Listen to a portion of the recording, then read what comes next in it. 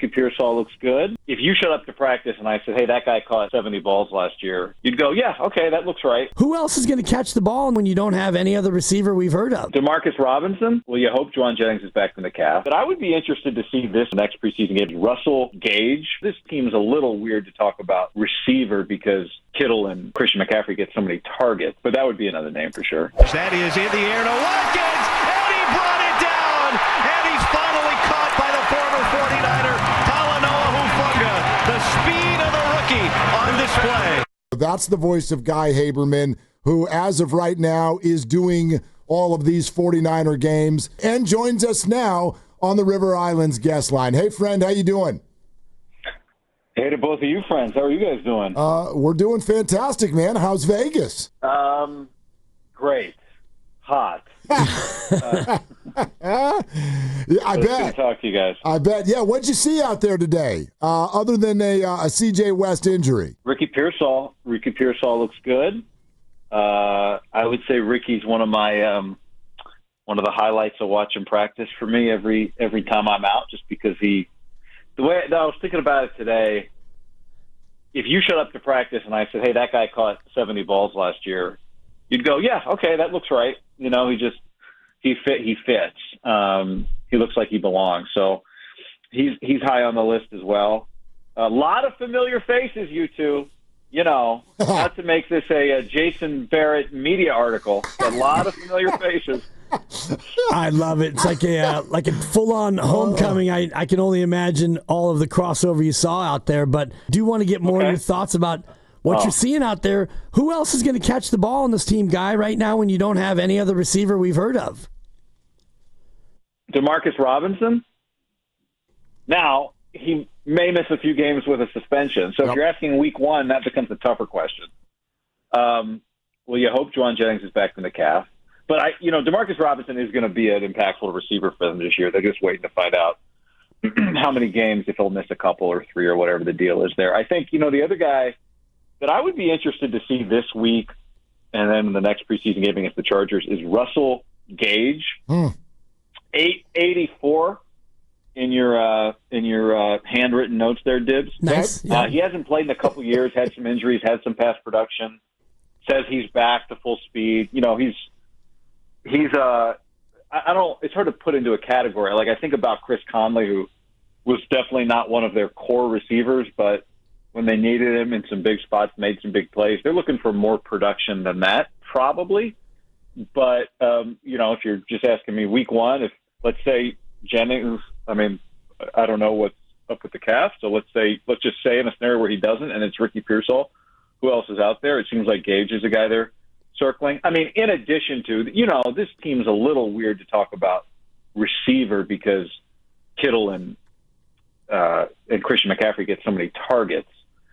But that would be another name for sure. Okay, Guy, I'll take your word for it. As you just said a moment ago, don't know what's going on with Jennings' calf. But as you're there with all those familiar faces, what's kind of the buzz? What are people saying is going on with Jauan? Because we all know there's a little conversation as to how much of this is physical and how much of it is negotiation. Yeah, I don't know how you break those percentages up. The thing that, because I wondering it the other day, Shanahan made a comment about the MRI and seeing his calf pop. It is an issue on the MRI, and they've seen it before. They saw it in OTA. They saw it last year. So, I don't know what that, I don't know how to put a target on that. Like, is that, or a number on it, right? Like, if it was week one tomorrow, would he play? If it was the Super Bowl tomorrow, would he play? I think right now, even if there wasn't a contract situation, even if it's I could play tomorrow with this calf, they still might not want him to play because they want him to be ready to roll week one. He's not a guy that has to. He practices so hard. He looks so good from the jump. You don't necessarily need him against, to show you anything against the Raiders. So I think both things are happening, and I think both things are real. If you're asking, is the calf made up? I don't think so. Not after what Kyle said about the MRI. So, and not after watching him practice. He was practicing. So I think it's real. Now, his agent's also Drew Rosenhaus, and that's real. And we know what that means, right? That means hardball negotiation, et cetera. So I think both of those things are happening. I don't know, if he signs a contract tomorrow, does it mean he's back on the field? Doesn't feel like that. It's definitely critical they get him healthy. It's just back to Dibs' question about receivers. But it feels like both of those things are real things. What are we going to see on Saturday, Guy, from this offense? Are we going to see Brock Purdy in the ones for a series more or not at all? I think we'll see. Shanahan said today he wants to play Brock. I mean, Brock played last year in the second and the third preseason games. He did it the year before in the second and the third preseason games. So, even last year in that second preseason game without Trent Williams playing, Brock played. Now, how many other guys are going? Great question. Ricky Pearsall, does he get the bubble wrap treatment given how valuable he is? How many of these other offensive linemen, like Ben Barch, started at left guard the other day. Of the 5 starters in that first preseason game, he was the one who was actually a opening day starter. But now he's a little banged up. So I think Marquis Siegel, it sounds like, who's the safety, has a chance to start at safety. I would think he'll play again. But I don't know, Dibs. It's hard to. Kyle usually doesn't in this. Like going back to the Broncos week, it was some of the let's watch the film and then decide, or let's look at maybe some of their GPS or whatever load management stuff. So it's a little unclear, but it sounds like he wants to play Brock, and if he plays Brock, then maybe that means he wants to play a few other guys as well. But unclear at this point. Guy, let's go over to that defensive side of the ball that you're talking about a little bit. It feels to me like 2-3 weeks ago, the coaches are talking in front of microphones consistently with how good Mykel Williams and C.J. West and a lot of these guys, like the measurables are there and we're really seeing what we want to see. And then over the last few days, it's been more like, we may not even know what we've got until midseason. So what is your sense in terms of what the 49ers know they have and how quickly could this defense produce?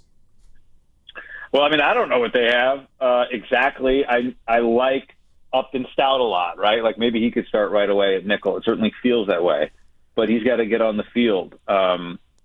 I thought of the 3 rookie defensive linemen that they took in the top 5 picks, the 2 guys you mentioned, that Alfred Collins, the second rounder, if you hit on 2 of them, it's pretty good. And I thought watching them that, you'd have a defensive line that was probably, Mykel Williams and Nick Bosa maybe in, running downs, and then Mykel Williams inside and Bryce Huff and Nick Bosa on the edges with maybe Kalia Davis.